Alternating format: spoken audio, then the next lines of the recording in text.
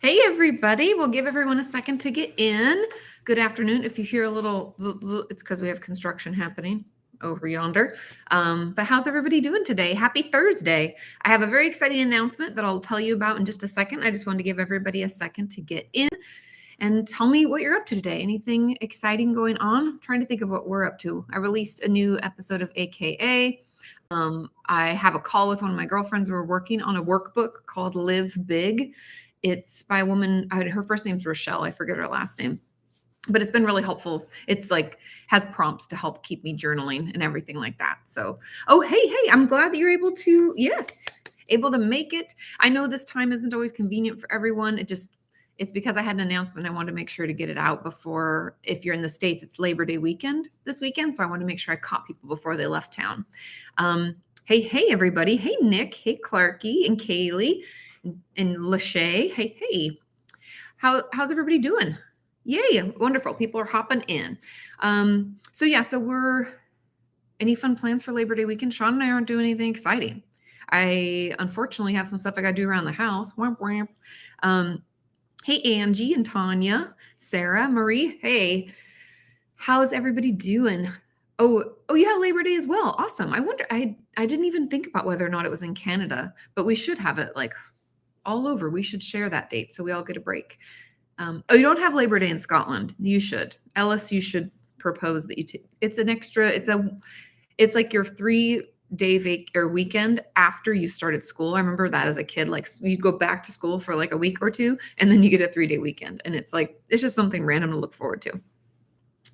Okay. Oh, hey, Jenny, all the way from Australia. Sean and I were just talking about that, how much we'd love to go back. We went to Melbourne, probably saying it incorrectly, in 2019 pre-COVID, and had such a good time. We even looked at like how much it would cost. We're like, could we stay here? How much is it to rent an apartment? We had such a great time. People were super friendly. Food was good. We walked around a lot, even though it was a little rainy. We went in like September. So it was really, really wonderful. Okay. It looks like everybody's in. So here's the exciting announcement. I am launching YouTube memberships. And yes, I already had them for journal prompts, but we are expanding them to include at least, it depends on the tiers. So the first tier at $4.99 a month, you get your journal prompts and you get access to, those every Tuesday and Friday. Also helps support the channel in general. Thank you to the members that are already part of that tier. But today I'm opening up 2 more tiers. We are opening up the Psyched Up 30, which means you will get at least 2 30-minute live streams each and every month, just like this, where I answer your questions and I hang out. And that is at $14.99. And then at $19.99 is the Psyched Up 60. And that means in addition to the 2 30-minute live streams each and every month, you get an additional at least 2 60-minute live streams. I've heard from a lot of you that you wished I had something on YouTube, not just on Patreon. I also heard from a lot of you that you wish there were more live streams. And you wanted more access to getting your questions answered, more access to the community. I know that, the cost of getting mental health care can be really expensive. So hopefully this is a way to get some additional support each and every month. And yeah, so yay, get to come hang out with me multiple times a month. We get to know each other better, answer questions. But if anybody has any questions about that setup, you let me know. The first week of each month, I will schedule the live streams and I'll let you know so that you can hopefully plan accordingly. I'll try to move around the days and times to accommodate people with, regular jobs or people who work shift work. We'll try to make it kind of all over the place so that, it works for most people. Yeah, Kayla, it should be a lot of fun. I love the live streaming anyway. I really like seeing you guys, hearing about what's happening, getting to know what's bothering you. It also helps figure out videos and things like that. And if Sean and I can figure out this tool, we will open that up as well. But we're hoping in the future to open up discounts for my workshops and for merch and stuff like that. And I also just launched a new set of 2 t-shirts and 2 sweatshirts, as well as a sticker. So you can, it's actually linked in the bottom of my YouTube channel. Like when you're there, it's on the shelf there, and it's through Spreadshop. So it's all new designs. We have a bunch of cool designs from an amazing graphic designer. It's a little one is like a brain working out and it says use it or lose it.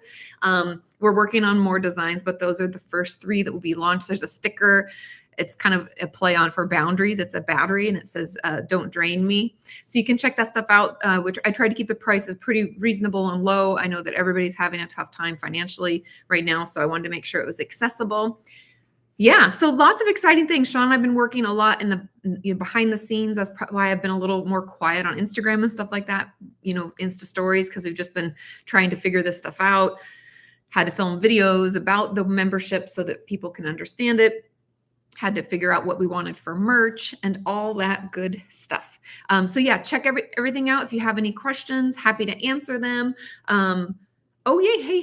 Hey, where love blossoms. It's so fun to see your guys' names in different platforms because a lot of you I've known for many, many years. Oh, hi, Anna, all the way from Spain. That was a place that I've been really wanting to go, is to the Basque region of Spain. One of our friends who's a big foodie is like, that's the best cheese and wine in your life. And so it's one of those places that I've really wanted to go. So it's on the top of our list. Okay, if anybody has any regular questions, I'm happy to answer them. If you have questions about merch, the memberships, feel free to ask them as well. But we'll just hang out here for about a half an hour. Oh, yes, thanks, Sean. Sean linked to the shop. So if you want to check out the options, we tried to keep it very simple. If there are more things that you're wanting, I'm always open to feedback. We limited it to, I did all unisex t-shirts and sweatshirts. I think that's easier. I never know if the men's or women's, if they're slim fit or what. So it's easier if it's just unisex. They have all the measurements there so you can make sure that it fits you properly.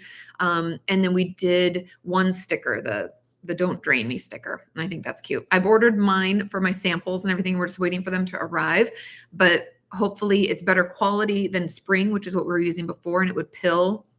And a lot of you told me that the color would bleed, and these are not supposed to do that. So yeah, hopefully you guys can, check them out and you like them. And like I said, I'm always open to feedback. Mackenzie, you can click the link and check all the prices. If my memory serves me, I believe a t-shirt, is it $24.99, Sean? What's that? The t-shirts, are they $24.99? $25. So that gives you an idea. Oh, good, Taylor. Depending which one you get. Oh, there's different ones. So depending on what you get, but that's around, kind of what's available. And yeah. Oh, thanks, David. That's so sweet. Thank you. Yeah, I thought it was cute, Kayla. I love the brains. And I also have some other, I haven't let go of the puffer fish. We just have to get something like that created specifically for us. And so we're waiting on that. But I just wanted to get those things going for you guys, because a lot of you have been asking like, hey, when are we going to redo the merch? And Sean and I have just been busy and haven't had a chance until recently. So hopefully you like what we put together. Like I said, I'm always open to feedback. If you're having any issues, their customer service is supposed to be great. You let me know if there's anything, if something's not working out. We'll try to figure out a solution on our end, but it should be easy peasy lemon squeezy. I know, Kaylee, you have been begging. So hopefully you all are happy with that. Okay, let's see. Oh, wonderful, David. I'm so glad that it's been helpful. I am working on a new book proposal simultaneously along with everything else. And it's really, I don't know, book writing is it's just a cool way to talk to you, essentially. And I really enjoy the process. And so I'm glad that you found those to be helpful. I'm glad the videos have been helpful. If any of you also, something that I will do more of for those of you in the membership tiers, any membership tier. So starting at $4.99, I will start polling more for like what video topic you want to go out next, because we're always working on what topics we should be, researching and filming and stuff like that. So you'll have a little bit more ownership, a little more say in the channel as a whole. Okay, let's get into some questions. Oh, someone's asking, how am I? I'm doing well. I mean, it's been an interesting year, I guess, in general, because I'm like, what are we, August, almost September? Tomorrow will be September 1st. I've been doing, if you guys don't know personally, I've been doing EMDR, and I've never done that type of therapy before. And it's been really interesting, really exhausting at times, but really healing. I believe in it, and I think it's a great option for people who, want to process something in a different way. Until then, I'd only done talk therapy before. So that's been really cool. Yeah, it's just been super hot in Texas, and that's definitely weighing on me because it's hard to be outside, and being outside is one of my favorite things. So that's about it. You're scared of it. Yeah. I mean, I wasn't sure what to expect. It's something that I understand, but that I don't practice. So I didn't really know how it was going to go. And I just have to let you all know that if you are considering EMDR, you're not expected to like go in and start talking about trauma right away. There's a lot of like resource building and timeline building. And within the timelines, you also spend a significant portion of your sessions thinking of positive memories because those help pull you out when you're having a tough time. And my therapist has utilized it one time. Sorry, I have an eyelash that's getting me. And it was really helpful. And so that's kind of cool too, to be able to focus on the positive, because I think sometimes in therapy, for some reason, I mean, obviously we focus on the negative because we're working on it, but it can feel a little exhausting sometimes, and we need a little levity. And so there's that piece too. Dope Law says, why do you enjoy watch, or who do you enjoy watching on YouTube? Do you watch Gary Vee or Steve Harvey for motivation? Ever watch a Lux YouTube? I actually, Dope Law, that's a great question. I'm a big fan of quite a few creators. I love The Big Think. Does anybody watch them? I find it incredibly interesting. I know it's a podcast, so it's not technically like YouTube-y, but I love Huberman Lab. I do like Gary Vee. I've watched him in the past. I haven't watched him recently. I don't know. Sometimes you like follow somebody and they just fall off for some reason. Those are a lot of the people that I follow. Randomly, I also like Dr. Mike's stuff. Oh, our laundry's done. But I like Dr. Mike's stuff as well. Who else do I watch? I think that's about it for now. Every once in a while will pop into the Try Guys and my friend, the Fitness Marshal, which is not at all related to my channel, but those are just people that I like and that I'll watch every so often. Yeah. So I hope that answers your question, Dope Law. I'm not Steve Harvey for motivation. I haven't looked into his stuff, but I'll check it out. I know who Steve Harvey is. I just haven't watched his stuff on YouTube. So that's a great one to check out. If there's any that I should be watching, you guys let me know. Oh, you have watched The Big Think. Yeah, I just love The Big Think. I don't know why. Something about their editing style keeps me engaged. Yeah, and it's always interesting topics that I maybe wouldn't have thought to look up, or you never know what you're going to get. And they release, I want to say, like 5 videos a week, like a lot of content. I'm like, good for you. Somebody asked what EMDR stands for. So EMDR stands for eye movement, desensitization, and reprocessing. Essentially what that means is like a fancy way of saying they make your eyes move like left to right. They call that bilateral stimulation. And the whole point of bilateral stimulation is to, you have REM sleep and your eyes do this like while you sleep really, really, really fast. The thought is, or the theory of why EMDR works is that during REM sleep, your brain processes the day. And when something's traumatic, essentially our brain and body don't have all of the tools to process things, right?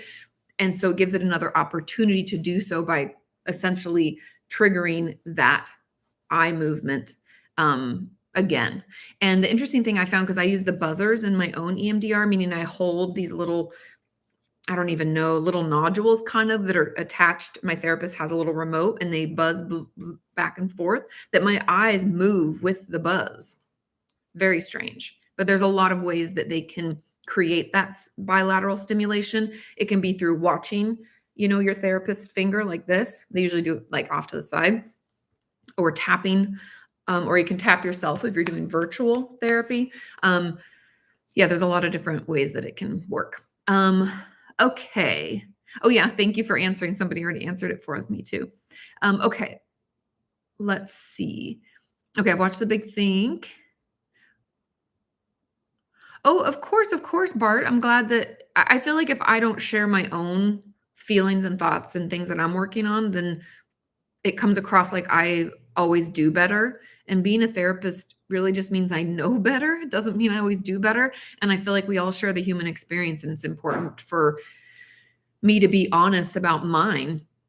I also have a tough time. I don't know, maybe it's just me, but I have a tough time with like if someone comes across as like they know better and they're like looking down on me, that makes it hard for me to want to trust them or participate with whatever they're offering. And I never want to come across that way. So you guys keep me in check if you feel like I'm like, I know better, call me out. Oops, sorry, I bumped the table and then shook you. Sorry. Okay, let's see. Where love blossoms. Oh, is talking to someone else. Sorry. Is astrology true or not? I don't know. I don't have research to support it. I'm a huge like research nerd. I I know that astrology can help people feel some sense of control or belief in the future that maybe they wouldn't have without it. I know it can be kind of like a lifeline for some people, so I don't want to completely poo-poo it. I always think it tells us kind of what we already know or maybe something that we want to hear. I'm not like when Mercury's in retrograde, I'm sure I know that my body is affected by the moon and like even cycles that we have, whether it's menstrual cycles, men have their own cycles each and every month. I know that there's some connection with us and the earth and that type of thing, but I don't really know. Okay, Rebecca says, can I ask my therapist to not tell my parents about everything? That's a great question. So when we're under 18, so we're not legally an adult, and these are obviously in the States, and I have my license in both the state of Texas and the state of California. So it's just in reference to their law and ethics, but it's pretty much similar no matter where you are. When it comes to therapy, if we're under 18, we hold our confidentiality. In general, if you're a patient at all over or under 18, you hold your confidentiality. However, when we're under 18, a therapist has the right to disclose to your legal guardian, whoever that is. Usually it's parents, but it could be, a foster parent, a grandparent, whoever your caregiver is that legally is responsible for you. We have the right to disclose what my law and ethics professor would call drugs, sex, and rock and roll. And it's risky behavior that could put you in a situation that's harmful. Like if you are self-injuring, I know most therapists will tell parents about that. Just letting you know. If you're having, any kind of maybe what they think is consensual or non-consensual sex, they could tell them. If you're engaging with drugs and alcohol, they can tell them. If you're, what they think is like hanging out with a really rough crowd and they're kind of worried about you, they could tell your parents. So those are kind of the reasons they would tell, but talk to your therapist. You can express, again, it's your confidentiality. You can express what your desires are, and they need to clearly communicate with you about what they're going to share. And the one thing that I would say for if you're under 18 and you're in therapy, tell your therapist before you tell my parents, please tell me what you're going to tell them. That's something I always do with my patients. I think it should be like the standard of care. It should be what we do, but it doesn't always happen that way. So yeah. So those are my thoughts. Okay. Let's see. Oh yes, Natalie, I also love Mama Dr. Jones. That's another good one. Okay. Oh, hi, Ash. Yay, love you too. Okay, afternoon. Oh yeah, of course, Chris. Sorry, I'm just scrolling through trying to keep up with things here. Okay, let's see. Okay, can you make a video about ADHD and autism? Sandeep, I definitely can. That might be a situation where I'll have to call in a colleague of mine. I do not specialize in autism. So ASD, autism spectrum disorders, or ADHD. I understand both, but I would want to make sure that I was doing a very thorough and, good job for all of you. So that could be something. I have a couple of videos about ADHD specifically that I've been working on. So that can definitely be put in the lineup. I'll just have to figure out if you have anybody that you like that is a clinician that talks about autism or ADHD, send them my way. I would love to connect and find a way to have them collaborate, send in clips better explaining the research or why something works, things like that. Diagnostically, how we differentiate, because I know those two can have a lot of overlap and also a lot of misdiagnosis. So yeah, happy to do it. Oh, Magic, I announced that I am launching a broader offering through YouTube memberships. So not only is there the journal club at the $4.99 level, which I've had for many years, you get a new journal prompt every Tuesday and Friday. But on top of that, we'll have two more tiers, the Psyched Up 30, where you get at least 2 30-minute live streams each and every month. And then the Psyched Up 60, which means that you will get at least 2 60-minute live streams on top of the 30 each and every month. So just more opportunity to get your questions answered and to hang out with us. And then I also launched some new merch. You can find it on the shelf below my videos. There's 2 t-shirts and 2 sweatshirt options, and then a sticker. So yes. Okay, let's see. Okay, Sarah's asking, can you speak to any overlap between bipolar and narcissism? I know they are two completely different issues, but can there be overlap? How does someone handle someone suffering from both? Of course, Magic, of course. That's a great question, Sarah. The truth is that there isn't really any overlap, except when it comes to mania or hypomania in bipolar disorder, there can be this elevated sense of self that comes along with it. The differentiating factor that I think is important here is, even though that elevated sense of self, meaning I feel super confident, I feel like I have so many great ideas, I feel like I'm the best at what I'm doing. Obviously, that overlaps with some of the narcissistic stuff as well. But when it comes to bipolar disorder, they have a lot of other issues, like they're not sleeping, they're speaking really rapidly. We call, it's like so fast you can't even get a word in edgewise. There's kind of more of this, I don't want to just call it hyperactivity, because that's not really, it's more like they call it flight of ideas.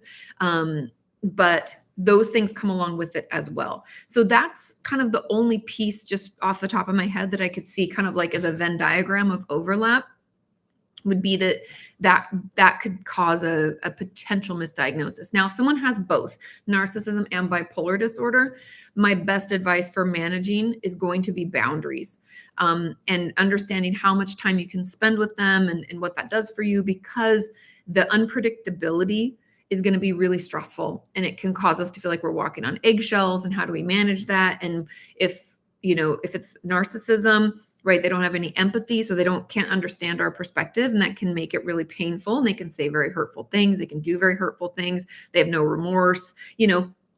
Bipolar disorder on its own, as long as it's treated, is really completely manageable. I know there's some stigmas associated with certain diagnoses, but I don't see bipolar disorder as, not to say it's not a big deal, because it depends on the person, but I want everybody to know that with proper treatment, it can be managed.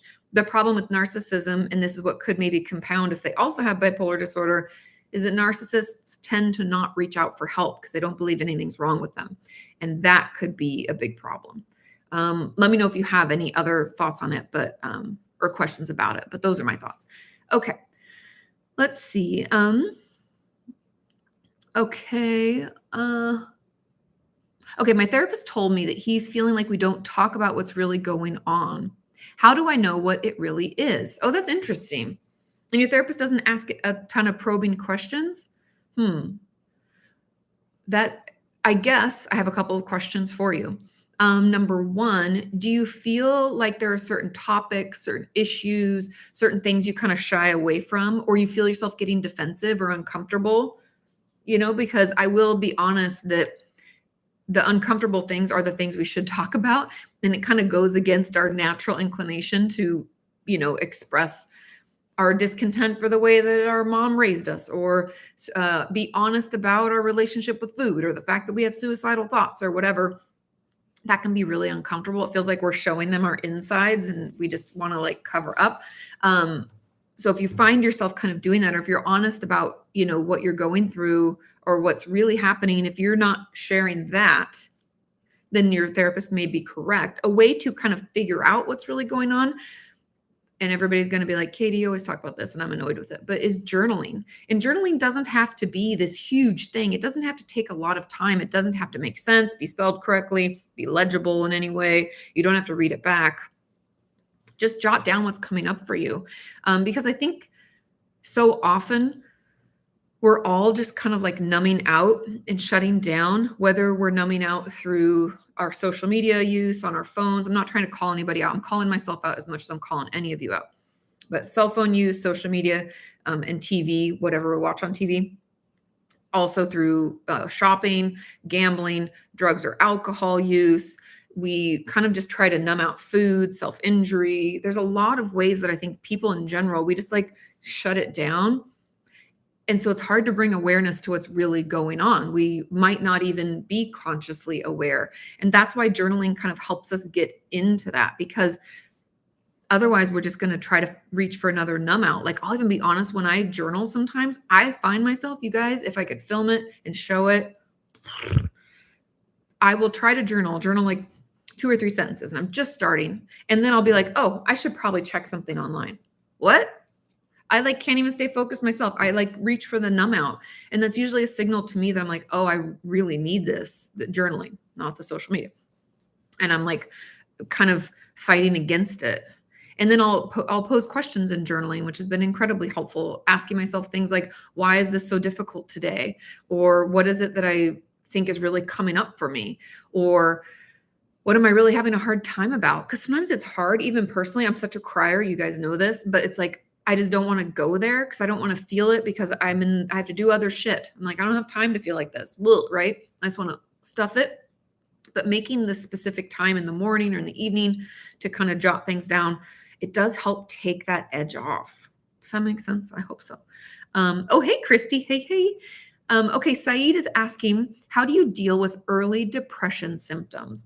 So early depression symptoms to me, obviously they're going to be different for everyone, but I would find if our motivation is waning, we're feeling more tired, we're not getting as much enjoyment in other things, maybe our concentration is kind of lacking, or we find differences in our ability to sleep, or our hunger fullness levels have shifted. Those are all things to look out for. My best advice is to reach out for help as soon as possible. And then another tip, if you can't afford help, I understand therapists can be expensive. I'm sorry about that. I wish it was more affordable. I wish healthcare covered it in a better way and there weren't long wait lists, blah, blah, blah, right? That's like a conversation in and of itself, but something that you can do today. If you're having a shitty time, you're starting to feel a little bit more depressed, my best advice is to opposite action. So when you're depressed and like getting out of bed, like at the beginning, right? These are early stages. So it's not, that weight has not gotten that heavy yet. We don't want to get out of bed. You got to like Mel Robbins says, count down, 5, 4, 3, 2, 1, do it. Like you have to push yourself to do the things you don't want to do. I encourage you to get outdoors. So here's like tangible tips. Get outside, get sun on your face within the first 30 minutes of waking. If it's a little cold, put a jacket on. If it's hot, just throw your shorts on. Just like let the sun wake you up. It releases serotonin. It helps us feel better. Do that. It's best if you can walk around. If you move your body, like if you have a dog, take your dog for a walk. First thing, right up, boom, out. They love a walk anyway. Just saying that might have woken mine up. She'll be so excited thinking she's going outside, right? So even if it's just 15 minutes, that's what they need, 15 minutes. But within 30 minutes of waking, do that. Drink some water. Do a full body shake. I did one the other night because I was feeling anxious. Whenever we have kind of built up tension in our body, we feel a little overwhelmed. We feel our heart race. We can start to feel the depression thoughts spiraling, right? Remember that embarrassing thing you did 10 years ago? Remember how stupid you were when you did that? You shake this out. And then last 2 tips. This is like, it's like a buffet. Pick what you want, leave the rest. Last 2 tips, take a shower. Sometimes a shower can change your life. And then finally, do the Huberman Lab thing I learned on Huberman Lab. Breathe in. When you think it's full, breathe again. Slow breath out. The release of carbon dioxide from our system is calming. That's why we sigh when we're stressed. It's like our body's trying to trigger that release, but we can do that ourselves. We just can't sigh. Like if I'm just sitting here, I can't go because I don't have that deep of a breath that I've taken in. So doing that can really, really help and really calm you down. Okay, let me see. I'm sorry, I keep whacking the table with my arm. Okay, Paige Lale, Princess, you're saying, talks about being being autistic, talks about autism. Okay, and sorry, they're hammering. My apologies. Okay, let's see. Can depression make you more irritable? 100%. That's a huge piece that I don't think people talk about enough. And I'll kind of talk about this in 2 parts. So depression itself, think of the symptoms. We probably aren't sleeping well. Our appetite is either increased or decreased, both of which can change our mood and our ability to cope with life, just how able we are to do things, right? Also, the things that we used to enjoy that made us feel good don't work anymore. And we potentially feel really lethargic and down. I don't know about you, but when I don't feel good, I'm not very nice. I don't have much resilience. Things can really set me off. So of course, yes, Now, here's the other piece I want to talk about is that depression and anxiety, they hypothesize that they both kind of live, for lack of a better term, in a certain part of our brain, okay? Kind of like over here. And you can even see some scans, like if someone's super depressed, this will be like not as active and this will be overactive. It's wild what we're learning about the brain. So depression and anxiety are so closely related. And if anybody's experienced one or the other, it can feel like they kind of teeter-totter, right? Like, oh, I'm anxious and I'm not depressed. Oh, I'm depressed and I'm not anxious. And then for a lot of us, we're like, holy shit, they're happening at the same time. And that's what I call irritable depression.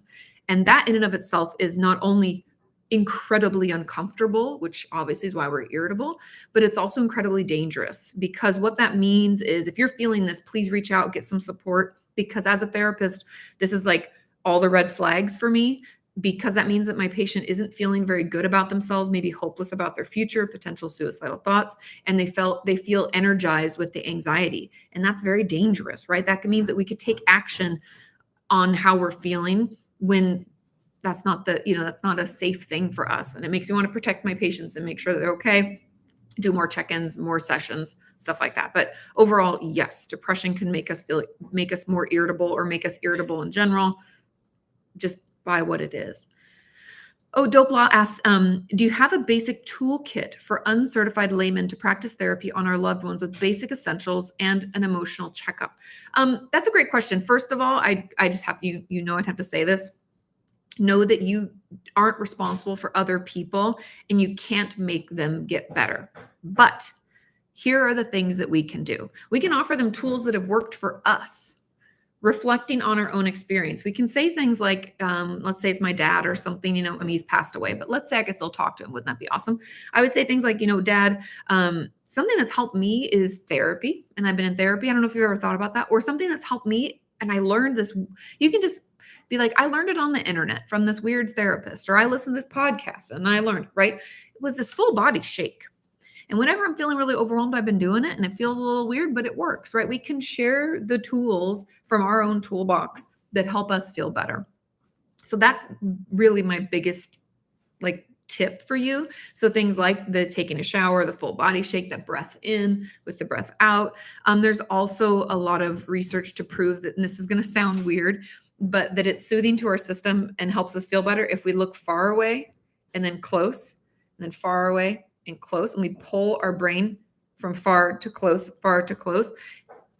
it's good for us. So that's another thing you could offer to them. But offering the things that have helped you, I think, is best. And then the best way we can support those that we love is really by checking in, because overall through neurological research, we know that connection is incredibly helpful, not only for the production of dopamine and serotonin, all those feel good things, but also we know that it's soothing to our nervous system. If you want to get really nerdy, you can read about the polyvagal theory. It's essentially the belief that we can be activated, like excited, and calmed at the same time through connection with people who truly understand us. And so if you're worried about someone that you love, there's nothing to say you can't see them more often. Say, hey, I'm going to pick up a pizza. I was going to swing by. Is that okay? Making it a very low lift. It doesn't mean we go there and we try to quote unquote fix them. That's not our job, right? But we can show up.